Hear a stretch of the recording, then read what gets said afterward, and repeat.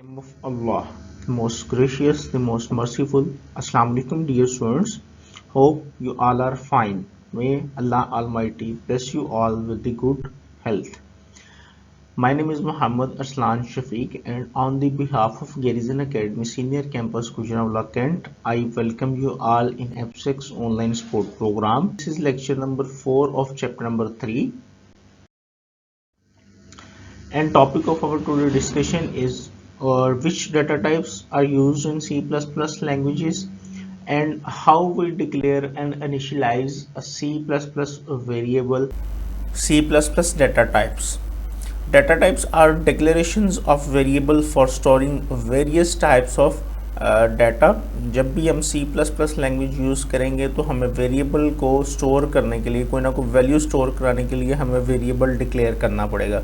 और जब हम वेरिएबल को डिक्लेयर करेंगे तो हमें बताना पड़ेगा कि किस टाइप की जो वैल्यू है उसको हम इस एक वेरिएबल के अंदर जो है वो स्टोर कर सकते हैं. वो जो टाइप होती है हमारे पास कि किस टाइप की जो वेरिएबल में अंदर हम वैल्यू जो है वो स्टोर कर सकते हैं उसको हम उसकी डाटा टाइप कहते हैं. C++ लैंग्वेज में वेरियस टाइप की जो डाटा टाइप्स हैं वो यूज़ होती हैं, इसको हम आज पढ़ेंगे. Data types have different storage capacities. Each data type have it's own storage capacity, so every different data type have different storage capacity. In C++ program, data type of a variable must be defined before assigning it a value. जब भी आपने variable में value assign करनी है तो assign करने से पहले हमेशा आपने उसको जैसे ही आपने डिक्लेयर करना है तो उसकी डाटा टाइप भी आपने बतानी है कि डाटा टाइप उसकी कौन सी वैल्यू होती है. आगे इसका हम सिंटैक्स देखेंगे कि किस तरह हम इसको डिक्लेयर करते हैं वेरिएबल को और किस तरह हम इसको इनिशियलाइज करते हैं. The data types used in C++ programming are integer, floating point, double precision and character. Basically 3 types की जो है वो डाटा टाइप्स हम यूज़ करते हैं. नंबरिक डाटा टाइप होती है आपके पास, नंबर की फॉर्म में होती है, पॉइंट वाले नंबर्स की फॉर्म में होती है दूसरी, और तीसरी करेक्टर की फॉर्म में होती है आपके पास, जिसको हम आज पढ़ेंगे. तो first of all integer, it is a data type that is used to define numeric variable to store whole numbers. जब होल नंबर्स को आपने स्टोर कराना है तो तब हम जो है वो इंटीजर जो है वो डाटा टाइप वो यूज़ करेंगे.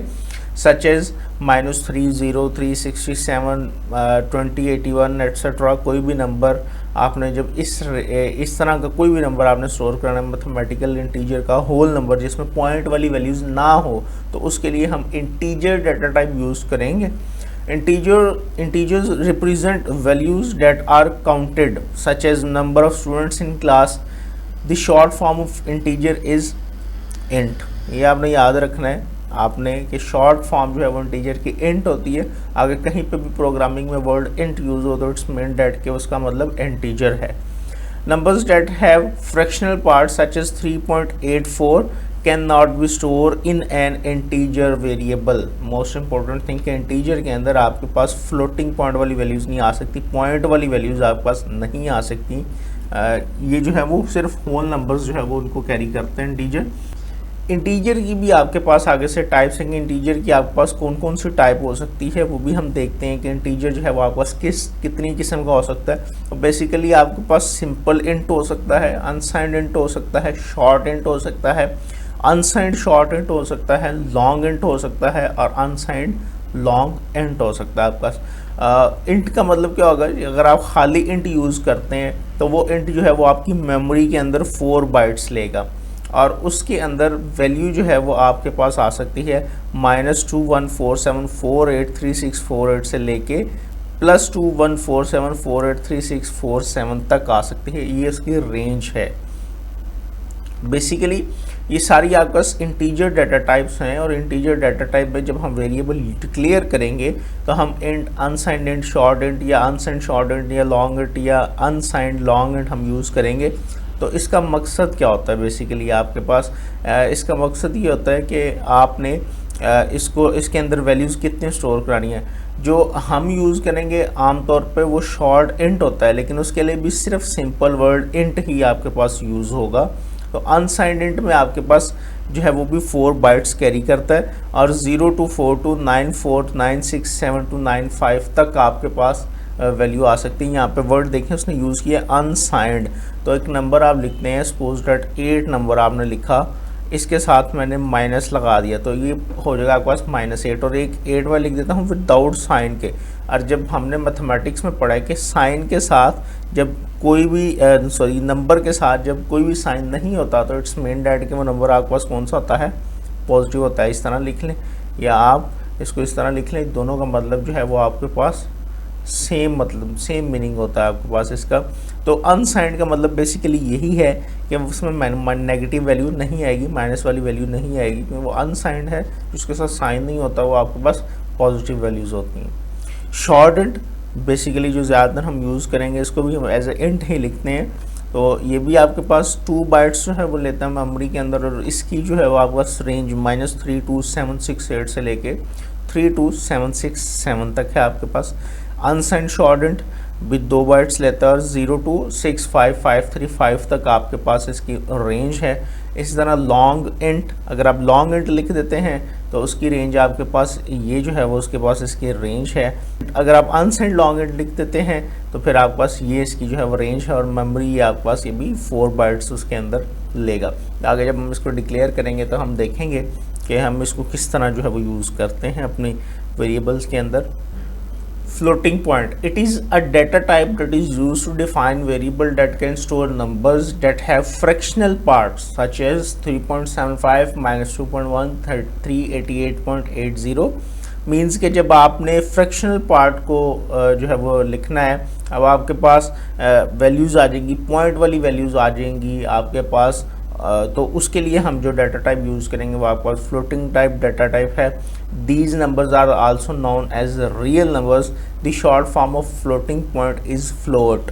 तो फ्लोट जो है वो हमने डाटा टाइप यूज़ करनी है, जिस तरह पीछे हम इंटीजर के लिए इंट यूज़ करते हैं, फ्लोटिंग नंबर के लिए आपने फ्लोट यूज़ करनी है। तो ये नीचे टेबल बना हुआ है जो इसकी डिफरेंट टाइप्स जो हैं वो फ्लोट की, फ्लोट के अंदर हमारे पास कौन सी टाइप्स आ सकती हैं उनको डिफाइन करता है। पहले नंबर पे है जी हमारे पास फ्लोट। फ्लोट आपके पास मेमोरी के अंदर 4 बाइट्स जो है वो टेक करता है, लेते हैं, और इसकी रेंज होती है आपके पास -3.4 raise to power -38 to 3.4 raise to power 38। और 6 digit of precision means that के पॉइंट के बाद आपके पास 6 डिजिट इसके अंदर आ सकते हैं। अगर आप फ्लोट यूज़ करते हैं तो पॉइंट के बाद 6 डिजिट तक की वैल्यू जो है वो हम इसके अंदर डिक्लेयर कर सकते हैं। डबल आपके पास 8 बाइट्स कैरी करता है, और इसकी range -1.7 raise to power -308 to 1.7 raise to power 308 with 15 digits of precision. Means that के पॉइंट के बाद 15 डिजिट्स आपके पास आ सकते हैं। ये उसकी रेंज है। ये टेबल्स आपने याद करने हैं, बहुत इंपॉर्टेंट है। ऑब्जेक्टिव में आपके पास एक क्वेश्चन आ सकता है टेबल्स से related. The float type variable might occupy different numbers of bytes and their range might also be different depending on the computer and the compiler being used। तो ये जो कंपाइलर हम यूज़ करते हैं ये बेसिकली उस पर भी बेस करता है, तो इनकी वेरिएशंस हो सकती हैं आपके पास। नेक्स्ट डाटा टाइप है हमारे पास कैरेक्टर।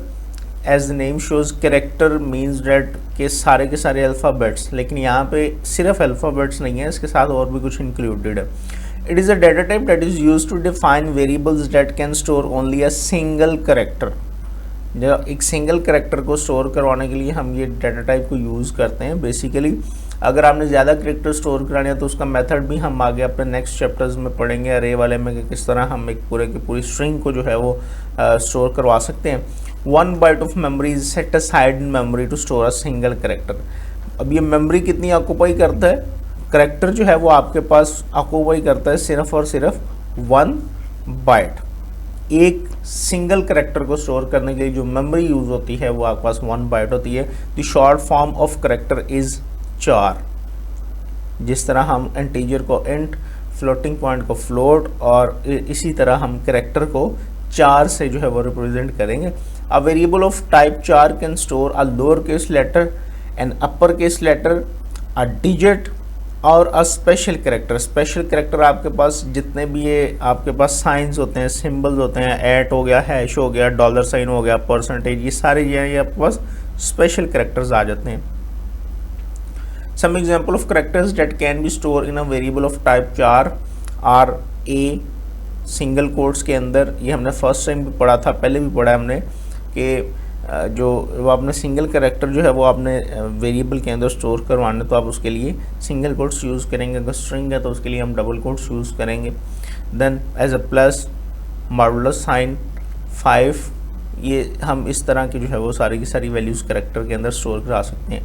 बेसिकली यहाँ पे क्वेश्चन रेज होता है कि इंटीजर डाटा टाइप भी हम यूज़ करते हैं न्यूमेरिक वैल्यूज़ को स्टोर कराने के लिए, तो कैरेक्टर फिर हम किस मकसद के लिए यूज़ करते हैं। तो समटाइम्स ऐसी पॉसिबिलिटी हो सकती है कि या तो उस नंबर के अंदर यूज़र जो है वो एंटर करना चाहे तो वो या तो एक अल्फ़ाबेट नंबर एंटर कर सकता है या वो डिजिट भी एंटर कर सकता है। बिट्स होते हैं या ये कुछ स्पेशल कैरेक्टर्स हैं या ये नंबर्स हैं, इनमें से कुछ भी एंटर करना है तो हम कैरेक्टर यूज़ करेंगे। और अगर पर्टिकुलरली हमें पता होगा सिर्फ और सिर्फ हमने जो है वो न्यूमेरिक वैल्यू ही जो है वो एंटर करवानी है, तो उसके लिए हम फिर इंटीजर डाटा टाइप जो है वो उसको यूज़ करते हैं। कांस्टेंट क्वालिफायर, या इसको हम कॉन्स्ट क्वालिफायर भी कहते हैं, कॉन्स्ट भी कहते हैं, सिंपल। बेसिकली ये क्या चीज़ होती है, जिस तरह भी हमने पढ़ा कि वेरिएबल हमारे पास दो टाइप्स होती हैं, एक वेरिएबल होता है, कांस्टेंट होता है। डाटा की दो ही टाइप्स हो सकती हैं, या तो वो कांस्टेंट है या वो वेरिएबल है। तो वेरिएबल जिसकी वैल्यूज़ आपके पास प्रोग्रामिंग के दौरान, एग्जीक्यूशन के दौरान चेंज हो जाती है, उसको हम वेरिएबल्स कहते हैं। और जिनकी वैल्यू चेंज नहीं होती वो आपके पास क्या होते हैं, कांस्टेंट। तो अगर आप एक कांस्टेंट टाइप का वेरिएबल डिक्लेयर करना चाह रहे हैं, बेसिकली लैंग्वेज के अंदर, सी लैंग्वेज के अंदर हम डिक्लेयर जो है वो वेरिएबल ही करते हैं। वेरिएबल जो है वो वेरिएबल टाइप का भी हो सकता है, वो कांस्टेंट टाइप का भी हो सकता है। तो वेरिएबल जो है वो कांस्टेंट टाइप का आप डिक्लेयर करना चाह रहे हैं, मींस डैट कि उसकी जो वैल्यू है वो चेंज ना हो, या फिर आप ऐसा कह लें इसको सिंपल लैंग्वेज में कि आप एक कांस्टेंट को डिक्लेयर करना चाह रहे हैं, तो उसके लिए फिर वो हम किस तरह इसको जो है वो डिक्लेयर करेंगे। तो ये बेसिकली वो आपका कांस्ट क्वालिफायर है। In C++ programming language, const defines a variable whose value cannot be changed throughout the program। ऐसा वेरिएबल जिसकी वैल्यू चेंज ना हो, मीन्स दैट वो कांस्टेंट हो, वो आपके पास कांस्ट क्वालिफायर होता है। When the const qualifier is used with a variable, ये जो कांस्ट है ये अगर हम यूज़ कर लेते हैं, कांस्ट क्वालिफायर हम यूज़ कर लेते हैं वेरिएबल के साथ, it no longer remains a variable because its value will not be change. जैसे ही हम कांस्ट का वर्ड यूज़ कर लेंगे वो वेरिएबल नहीं रहेगा, वो कांस्टेंट बन जाएगा। A variable defined with the const qualifier must be assigned some value, और उसको आपको कोई ना कोई वैल्यू असाइन उसी टाइम जो है वो करनी पड़ेगी। सिंटैक्स इसका क्या है, सबसे पहले आपने लिखना है वर्ड कांस्ट। कांस्ट लिखने के बाद आपने डाटा टाइप लिखनी है, किस टाइप का जो है वो वेरिएबल आप डिक्लेयर कर रहे हैं, वो इंटीजर है, वो फ्लोट है, वो कैरेक्टर है, जिस भी टाइप का वेरिएबल जो है वो डिक्लेयर करेंगे। आगे उस वेरिएबल का नेम, उस वेरिएबल का नेम के वो वेरिएबल किस का नाम क्या है, जो है वो हमने जो वेरिएबल डिक्लेयर किया उसका नाम क्या है।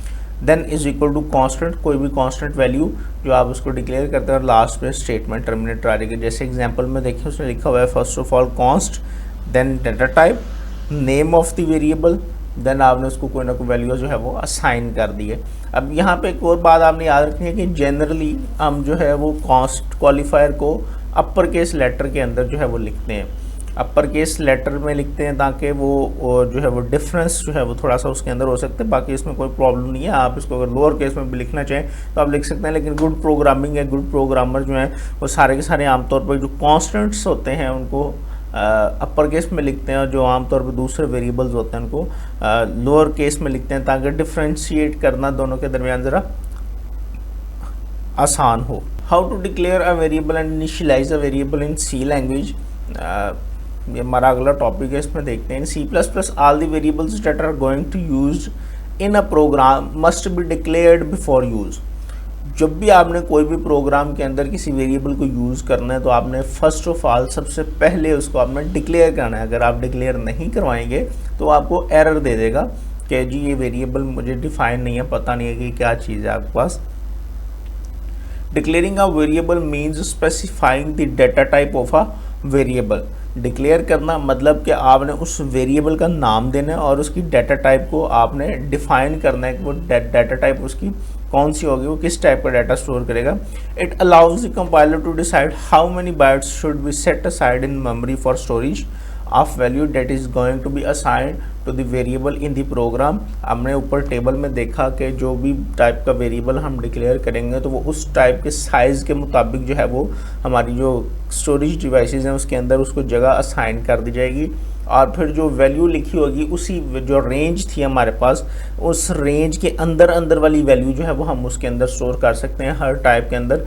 तो अगर आप उस रेंज से एक्सीड करते हैं, ज़्यादा हो जाता है आपके पास, तो फिर वो उसके अंदर वैल्यू स्टोर नहीं होगी। The following are some example of declaring variable int x y and ji.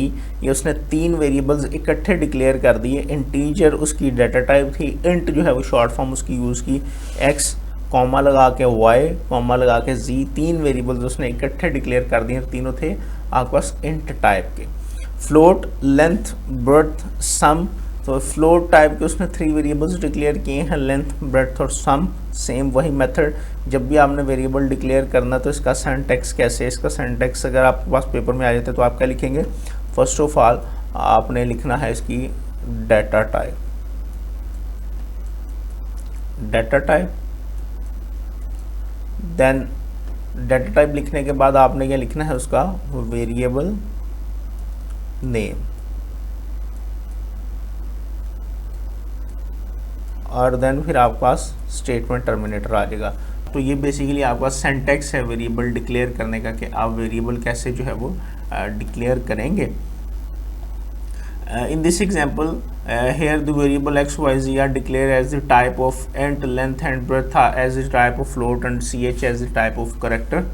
A variable may be initialized at the beginning of program. Initialization mean अब क्या होता है, initialize क्या होता है? Initialize का मतलब है कि अब आपने ये वेरिएबल डिक्लेयर तो कर लिया, तो डिक्लेयर करने के बाद आपने इसकी वैल्यू जो है वो आपने देनी है। तो जैसे ही आप उसको वैल्यू देंगे तो वो आपके पास इनिशियलाइजेशन होता है। अब ये कह रहे हैं जी वेरिएबल जो है वो हम स्टार्टिंग पे बिगनिंग ऑफ प्रोग्राम पे भी इसको इनिशियलाइज कर सकते हैं, जब ये डिक्लेयर किया गया है। आप इसको बाद में भी इनिशियलाइज कर सकते हैं, कोई प्रॉब्लम नहीं है, या फिर आप बाद में इसको यूज़र से भी इनपुट करवा सकते हैं। तो देन वो इनिशियलाइजेशन नहीं होगी, वो यूज़र से इनपुट आप वैल्यूज़ ले रहे होंगे। फॉलोइंग एग्जाम्पल है, जैसे जी आप इसको इस तरह लिख सकते हैं, int x is equal to 4, y is equal to 5, और सिंपल जी को ऐसे ही रहने देते हैं, जी मैं बाद में यूज़र से एंटर करवा लूँगा। या आप फ्लोट लेते हैं, length is equal to 12.5, breadth is equal to 15.25, sum is equal to 0। यहाँ पे देखें कॉन्स्ट का लफ्ज़ यूज़ नहीं हुआ, स्टार्ट पे कॉन्स्ट यूज़ नहीं हुआ। इट्स मीन दैट की वैल्यू आपके पास चेंज हो सकती है, ड्यूरिंग एग्जीक्यूशन भी ये वैल्यू चेंज हो सकती है, कोई प्रॉब्लम नहीं। तो यहाँ पे आप इनिशियलाइजेशन आप करवा रहे हैं डिक्लेरेशन टाइम पे, यानी कि डिक्लेरेशन और इनिशियलाइजेशन दोनों हम इकट्ठे करवा रहे हैं। तो आपने यहाँ पे इंट टाइप का एक वेरिएबल लिया एक्स, और उसी टाइम उसको वैल्यू भी दे दी, वो 4 थी आपके पास। वाई एक वेरिएबल लिया और उसको उसी time value they the 5। In the first declaration statement, the variable x is initialized to an integer constant 4 and y to 5. The second statement उसी तरह बिल्कुल जो है वो आपने वैल्यूज असाइन कर दी, और लास्ट स्टेटमेंट में आपने करेक्टर ch को a की जो है वो a जो है वो असाइन कर दिया, इनिशियलाइज करवा दिया। Now we see how to write a program in dev C++. dev C++ में प्रोग्राम कैसे राइट करते हैं, डिक्लेयर कैसे करते हैं वेरिएबल्स, और उसको यूज़ कैसे करते हैं।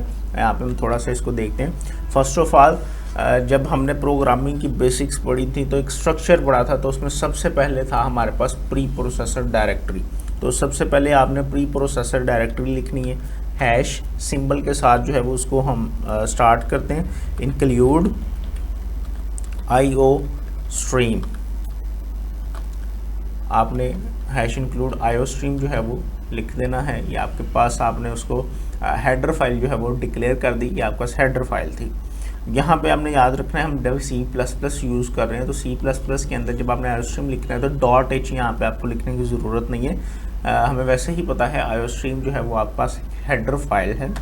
देन इंट मेन, ब्रैकेट आपने लगा देनी। मेन जो है वो आपने एक फंक्शन जो है वो बना ली है, मेन फंक्शन से ही आपकी सारी कोडिंग जो है वो रन होती है। और रिटर्न टाइप, जिसको हम आगे पढ़ेंगे, ये जो इंट है ये आपके पास यहाँ पे ये इसकी रिटर्न टाइप है, ये हम आगे पढ़ेंगे जब हम फंक्शंस वाला चैप्टर पढ़ेंगे 6 के। रिटर्न टाइप आपके पास क्या होती है, लेकिन अभी के लिए आपने याद रखना है कि जब भी आपने प्रोग्राम लिखना है तो यही सिंटैक्स आपने एज इट इज़ फॉलो करना है। ये 2 लाइंस आपने एग्जैक्टली ऐसे ही आपने फॉलो करनी है जिस तरह मैंने आपके पास यहाँ पे लिखी हैं। फिर देन यहाँ से आपका प्रोग्राम जो है वो स्टार्ट हो गया। प्रोग्राम स्टार्ट होने के बाद में करली ब्रेसेस लगा दी। करली ब्रेसेस मीन्स दैट ये बॉडी है आपके पास उसकी प्रोग्राम की, तो बॉडी के अंदर सारी स्टेटमेंट्स लिखेंगे। अब सपोज दैट मैं 2 नंबर लेके उनको सम करवाना चाह रहा हूँ, 2 नंबर लेना चाह रहा हूँ मैं। दोनों नंबर जो हैं वो आपके पास इंटीजर टाइप के हों और दोनों इंटीजर टाइप के नंबर्स को जो है वो मैं सम करवाना चाह रहा हूँ। तो आपने सबसे पहले सपोज दैट अगर मैं यहाँ पे लिखता हूँ x is equal to 5, y is equal to 6, यहाँ पे मैं कह देता हूँ z sum is equal to x plus y। तो ये मैंने उसको छोटा सा एक प्रोग्राम बनाने की कोशिश की। मैंने कहा जी 2 नंबर है, एक x इज इक्वल टू 5 है, y इज इक्वल टू 6 है, दोनों का जो है वो सम हम फाइंड करते हैं। तो sum is equal to x plus y था। अब ये सम जो है वो कैलकुलेट कर लेगा सम। अब मसला ये है कि हमने अभी वेरिएबल्स डिक्लेयर नहीं किए, ये x क्या है, ये y क्या है, ये सम क्या है, ये हमने अभी डिक्लेयर नहीं किए। हमने जस्ट वैल्यूज असाइन की x को, एक x थी एक y थी, हमने वैल्यू दी मैथ में जिस तरह होता है आपके पास, और सम कैलकुलेट कर लिया x प्लस वाई और 5 प्लस 6 हो गया सम के अंदर आपके पास आंसर है। हम इसको रन करके देखते हैं कि क्या एरर आता है। तो रन करने के लिए आपके पास ये ऊपर देखें छोटा सा बॉक्स जो है वो बना हुआ है। सबसे पहले कंपाइल करेंगे, आप शॉर्टकट की F9 भी यूज़ कर सकते हैं कंपाइल करने के लिए, और फिर कंपाइल करने के बाद आपने उसको रन करना है। First of all compile then run. F9 से आप कंपाइल कर सकते हैं, F10 से आप उसको रन कर सकते हैं। कंपाइल करते हैं तो ये कंपाइल जब आप क्लिक करेंगे तो सबसे पहले वो आपको बोलेगा जी आप इसको सेव करें। तो आपने इसको सेव करना है, कुछ कोई भी नाम रख लें, माय फर्स्ट प्रोग्राम, कोई भी आप नाम जो है वो इसका रख लें।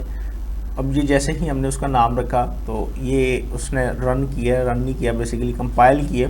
तो कंपाइल रन से पहले का प्रोसेस होता है आपके पास, पहले आपका प्रोग्राम कंपाइल होगा देन वो आपके पास रन होगा। जैसे ही हमने कंपाइल किया ये देखें नीचे उसने एरर दे दिया, रेड कलर की लाइन लगा दी और ये नीचे उसने एरर दे दिया। एरर में देखते हैं उसने क्या एरर दिया कि 4 लाइन में, ये आपके पास 4 लाइन एरर रीड करना है, 4 लाइन में सेकेंड कॉलम में, 4 लाइन में सेकेंड कॉलम में, ये उस आपकी फाइल का नेम है।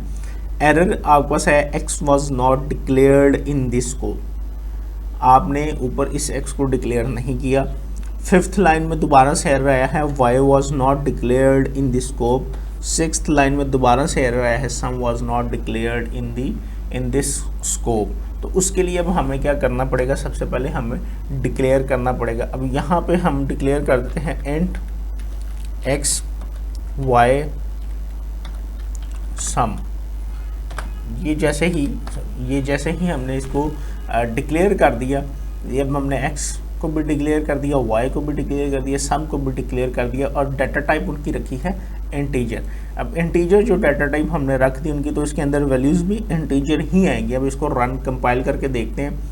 कंपाइल करते हैं, हमारे पास कोई एरर देखें, एरर जो है वो आपके पास 0 है, वार्निंग आपके पास 0 है। तो यहाँ पे आप अपनी मर्ज़ी की फ्लोट डाटा टाइप भी यूज़ कर सकते हैं, आप इसकी जो है वो कैरेक्टर डाटा टाइप भी यूज़ कर सकते हैं अकॉर्डिंग टू अवर नीड। मैंने यहाँ पे जस्ट आपको दिखाया कि हम किस तरह जो है वो डाटा टाइप्स को यूज़ करते हुए हम वेरिएबल को डिक्लेयर करते हैं और फिर उसको इनिशियलाइज कराते हैं। अब आगे का प्रोसेस नेक्स्ट में हम पढ़ेंगे कि हम इसको आउटपुट कैसे करवा सकते हैं। ये सम जो है वो हमने कैलकुलेट को कर लिया, तो इसकी आउटपुट हम कैसे शो कर सकते हैं, हम यूज़र से वैल्यूज़ लेना चाह रहे हैं वो हम कैसे कर सकते हैं, तो ये हम नेक्स्ट में पढ़ेंगे। यहाँ पे हम एक और काम भी कर सकते हैं कि ये x और 5 की वैल्यू यहाँ पे अलग से इनिशियलाइज नहीं करते, हम यहाँ पे ही कर देते हैं। जैसे ही आपने डिक्लेयर कर दिया आप उसी तरह उसकी वैल्यू जो है वो उसी टाइम पे डिक्लेयर कर सकते हैं। x इज इक्वल टू 5 और y इज इक्वल टू 6, तो यहाँ पे हमने कर दिया, इसको इनिशियलाइज भी साथ ही कर दिया, तो इसमें कोई प्रॉब्लम नहीं है, आपकी मर्ज़ी है, आप इसको जब चाहें तब इनिशियलाइज करवा सकते हैं। लेकिन फर्स्ट आपने डिक्लेयर करना है देन आपने इनिशियलाइज करवाना है। अगर आप इनिशियलाइज नहीं करवा रहे, आप यूज़र से इनपुट ले रहे हैं, तो फिर आपने यूज़र से इनपुट लेने के बाद या इनिशियलाइज करवाने के बाद फिर आपने कोई ना कोई प्रोसेस रन करना है। वो जो आपके पास सम है जो हमने प्रोसेस की है, ये आप 10th क्लास की बुक में भी पढ़ चुके हैं। यहाँ पे जो है वो बस थोड़ा सा फ़र्क है, वहाँ पे आपने stdio.h पढ़ा था, conio.h पढ़ा था, तो conio stdio की आपने इनपुट आउटपुट फंक्शंस पढ़े थे। यहाँ पे आप जो है वो थोड़ा सा, यहाँ पे सिर्फ थोड़ा सा डिफरेंट है। यहाँ पे एक और बात कि जब भी प्रोग्राम राइट करना है C++ में इस मेथड से, तो चूंकि हमने यहाँ पे मेन के साथ इंट लिखा है, तो लास्ट में आपने लाइन ज़रूर लिखनी है रिटर्न 0। हम यहाँ पे गेट ch नहीं लिखेंगे, उसकी जगह पे हम लिखेंगे रिटर्न 0। हर प्रोग्राम में आपने ये लिखना ज़रूरी है, क्योंकि मेन फंक्शन जो है वो इंट टाइप की वैल्यू रिटर्न कर रहा है और वो रिटर्न जो है वो आपके पास 0 है। Thank you very much.